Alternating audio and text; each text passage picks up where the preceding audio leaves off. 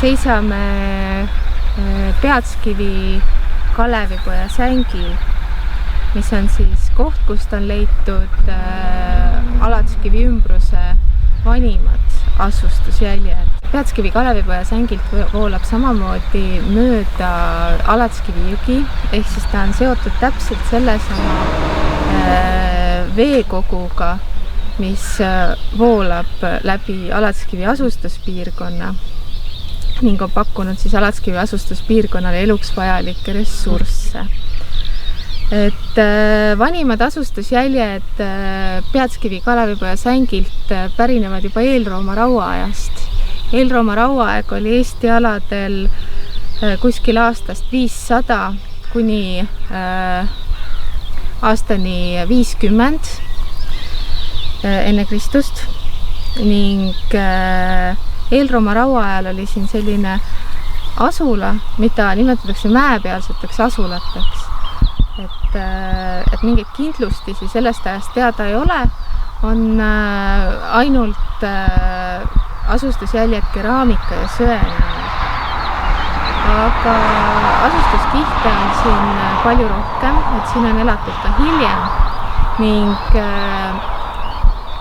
tõenäoliselt vähemalt viikingi ajal oli selle linnuse näol tegemist juba kindlustatud objektiga ning funktsioneeris ta tõenäoliselt mitte niivõrd linnusena, kuivõrd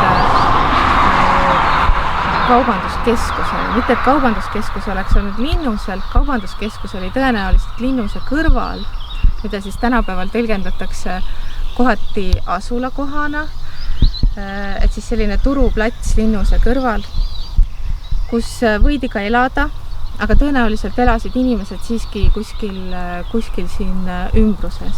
Et Peatskivil on ka piirkonna kõige viljakamad ja paremad põllumaad. Et see oli siis selline ideaalne koht, kuhu põllumajandusest ja kaubandusest elatuv asustuspiirkond paikneda sai. Et miks ta siis on linnus? Et kui me vaatame nüüd natukene sinna poole, siis me näeme sellist suurt valli. Et linnuse mõlemad otsad on kindlustatud selliste vallidega. Et me võimegi järeldada, et see vaenlase oht tuli just nimelt sealt poolt. Et siinpool oli siis Alatskivi jõgi. Ja võite arvata, et Alatskivi jõgi oli tol ajal laevatatav. Peipsi järvelt sõideti mööda Alatskivi jõge siis ülesvoolu kuni Peatskivi linnuseni, kus siis sai kaubelda, puhata ja linnus pakkus siis kaitset nendele inimestele, kes siis siin kaubelda tahtsid ja peatuda. Et see on nüüd selline tüüpiline kaubanduskeskuse näide, milliseid on näiteks Skandinaavias hästi palju, aga samamoodi meil Eestis. Et tõenäoliselt ei olnud küll tegu mingisuguse suure rahvusvahelise kaubanduskeskusega, vaid sellise pigem pisema, regionaalse, sest et kultuurkihti siin väga intensiivselt ei ole, aga mingil määral on siin ikkagi tegevus toimunud. Tegevus toimus siin umbes 12. sajandini, et 11. sajandi vahetusel need otsavallid ehitati ning 12. sajandil jäeti linnus ka maha.